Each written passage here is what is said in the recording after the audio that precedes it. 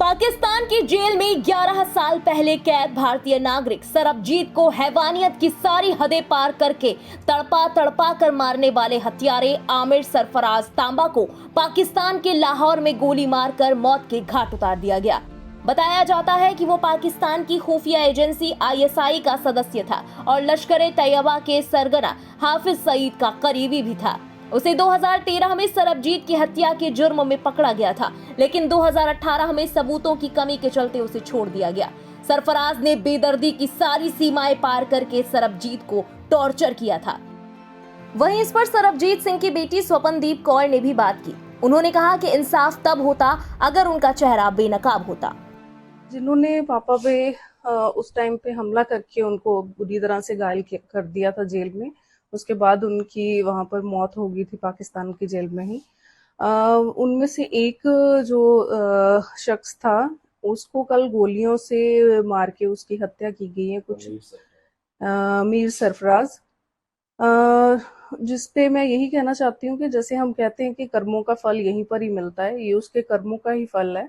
लेकिन इसके साथ ही मुझे लगता है एक बहुत बड़ी साजिश भी है ये पाकिस्तान की ही सरकार की तरफ से, क्योंकि ऐसे ही हो सकता है बहुत सारे राज हों जो उनको लगता हो कि बाहर ना आ जाएं दुनिया के सामने, क्योंकि ये भी एक पाकिस्तान सरकार की और वहाँ की एजेंसियों की ही एक मिली भुगत के जो है कारण इन्होंने एक साजिश रच के ही मेरे पापा का वहाँ जेल में कत्ल करवाया था। काफी लंबा समय आपने जो है आपके जो बुआ जी थे मेरे ख्याल उन्होंने काफी कोशिश भी की थी लाने की, पर सफल रहे। उसके बाद इस बात को भी लेकर काफी उन्होंने बात की, हाईकमान के साथ भी बात की, कोई हल नहीं निकलता नजर आया। नहीं, बिल्कुल नहीं। एक ऐसा देश जहाँ जिसको हम के कहते ही हैं कि ये दुश्मन देश है और जो कि बिल्कुल किसी भी मानव अधिकारों को नहीं मानता है, उसके इस टाइप के देश से आप क्या ही उम्मीद कर सकते हो।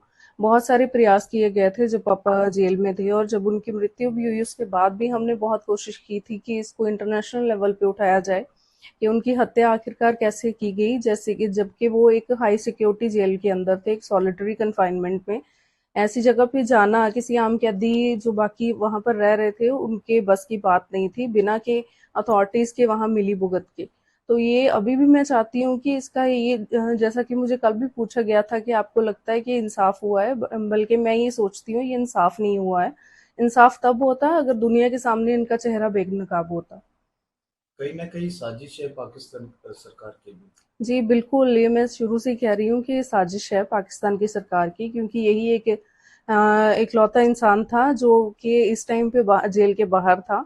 बाकी अभी भी मुझे लगता है कि जेल में ही है और ये पापा का जो इन्होंने कत्ल किया था उसका भी एक इन्होंने झूठा वहां पर ट्रायल चलाया, जिसमें खुद ही गवाह खड़े करे और खुद ही उनको मुकरा लिया और बाद में इन लोगों को बरी कर दिया था।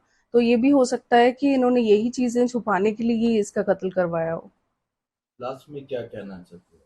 मैं यही कहना चाहती हूँ कि हमें और प्रयास करने चाहिए ताकि एक और सरबजीत वहाँ पर ऐसी मौत ना मरे, अपने परिवार के पास आए सारे जो भी कैदी वहाँ पर बेगुनाह पकड़े हुए हैं और उनको तुरंत वहाँ से रिहा करवा के भारत वापस लाना यकीनी बनाया जाए। जानकारी के मुताबिक ये बात है साल 2013 की। पाकिस्तान की कोट लखपत जेल में भारतीय कैदी सरबजीत बंद थे।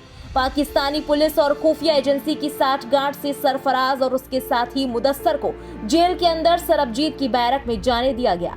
दोनों ने ईंट पत्थरों से सरबजीत पर बेरहमी से हमला कर दिया और उनकी हत्या की कोशिश की। सरबजीत को जासूसी के आरोप में मौत की सजा सुनाई गई थी। सरबजीत की हत्या के बाद भारत और पाकिस्तान के रिश्तों में तनाव आ गया। हमले के बाद हमलावरों ने सरबजीत को प्लास्टिक की थैली से दबाकर दम घोंटने की भी कोशिश की थी। गंभीर चोटों के चलते सरबजीत को अस्पताल में भर्ती कराया गया, जहां 6 दिन बाद 2 मई 2013 को सरबजीत की मौत हो गई। गौरतलब है कि पाकिस्तानी अदालत ने सरबजीत सिंह को 1990 में पंजाब में हुए बम धमाकों में कम से कम 14 लोगों को मारने और जासूसी करने का दोषी ठहराते हुए फांसी की सजा सुनाई थी। 2016 में सरबजीत की कहानी पर एक फिल्म भी बनाई गई थी, जिसमें रणदीप हुड्डा और ऐश्वर्या राय ने अभिनय किया था।